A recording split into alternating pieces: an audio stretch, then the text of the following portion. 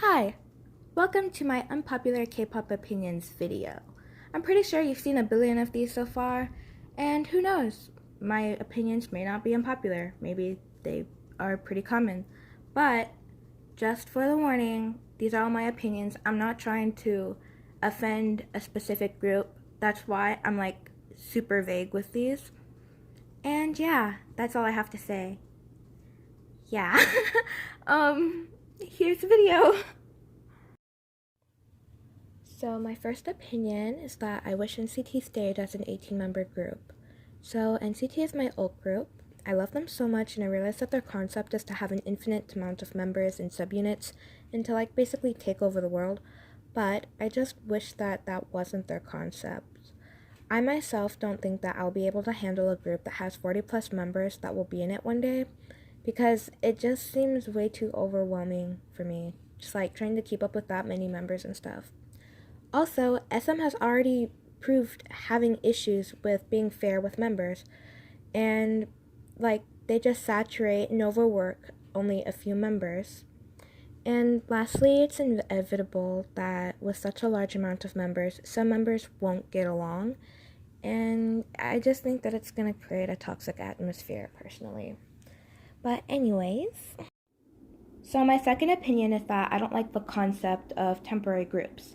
So these groups I'm talking about are usually groups that come from survival shows, such as Produce 101 and or Mix 9, which YG was really sketchy about, but let's not talk about that. And these groups I'm talking about is like 101, IOI, UNB, Unity. And those groups, they produce really good music, and I'm pretty sure the members, they all have great personalities. But just like with NCT Dream, I don't like seeing members having to split up, and just dealing with like a group disbanding. It makes me really sad, and I don't want to see that happen. So yeah, I just try not to get attached to the members that are in temporary groups. I only listen to their music, and yeah. So my third opinion is that like people take K-pop a bit too serious these days, and it's just gotten to a point where it's really annoying and that I don't even want to be a fan anymore, because I hear people say, oh yeah, you have to like everything about a group, you have to like all the members, you have to do this, you have to do that, and like they're making it seem like some kind of job, and it's kind of like a cult, and I don't want to be a part of that anymore, because like it just takes the fun out of K-pop if like you're only allowed to listen to one group if you want to be considered a true fan, and if you have to stream all of their music and listen to all their music and like everything about them and defend them even when they do something stupid. Like that just is really annoying to me. And I say this because of that whole fiasco that was on Twitter with the FIFA World Cup thing, which like people were taking that a bit too serious. It was just about someone playing a song. Like that was it. But then there are like 3 million people that were taking part in it, and everyone was like, you have to choose a side. Like it was too deep for me. So yeah, if you do things like that, please stop, because you're taking the fun out of K-pop and you're making it seem like a job. So yeah. So my fourth opinion is about NCT and Blackpink's light sticks. So in the beginning, I didn't like their light sticks because I just thought they looked ugly. But now they're just starting to grow on me, and I don't think they deserve to get all the hate that they get. And yes, compared to other groups' light sticks, they're not the best, but they're still there. Like at least we have a light stick. I'm not trying to call out any groups, but still. Yes, they could be better, but I'm pretty happy of what they look like. And to me, Blackpink's light stick looks pretty cute.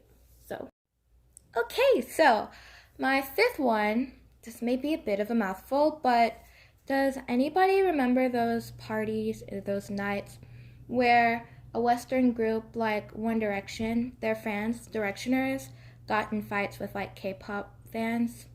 That was when I experienced them. I thought that they're pretty cool because like it was like multiple fandoms. Despite all the fan wars, they'd come together just to make a bigger fan war. But now that I look back to it, I kind of see them as dumb in a way because these people arguments were saying that like K-pop has better vocals, their dancing, blah blah blah, is better than Western artists. And I mean, personally, I agree with the dancing thing, but people would start to tag like directioners in videos of any Korean person singing, and they would count that as K-pop. And to me, that now that I think about it, it's just pretty annoying because not everything that is Korean is K-pop. Like you have a lot of genres. Like not everything that is made in America is called pop.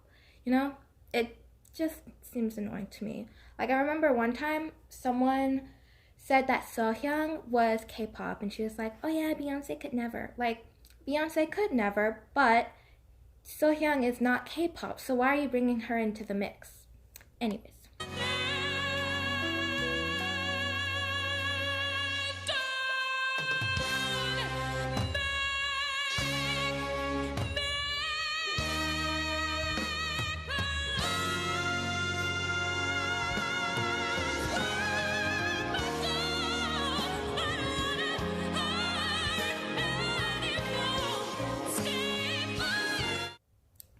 So, I may get a lot of backlash, but I don't see the point in training for years and still being unable to sing, rap, or dance well when you debut. There are usually dozens of trainees in a company, and there are usually hundreds of thousands of people who try out for that company, so I don't understand why a trainee is able to debut when they can't even do the bare minimum. And I don't see the excuse of just debuting if you can't dance or sing well. Like, I understand if a member is sick or something, but that's kind of the line for me. I don't see anything else as an excuse. So, views has become such a big part in K-pop, and I don't like it. So first off, I saw one person say that it's a fan's job to stream music videos and such. Like, no, it's not. When I became a fan of a group, I didn't see a contract saying I had to do all of these things. Like, sure, it's nice to do if you want to listen to the song voluntarily, but if you're just doing that to increase views, then I don't really see the point. And second off, views aren't a way to define how popular a group is. It just. Never mind. I'm gonna keep my mouth shut. I was going to say something else, but I'm going to clamp my tongue. I'm not going to say that. I'm not going to say it. I'm not going to say it. I'm going to move right along.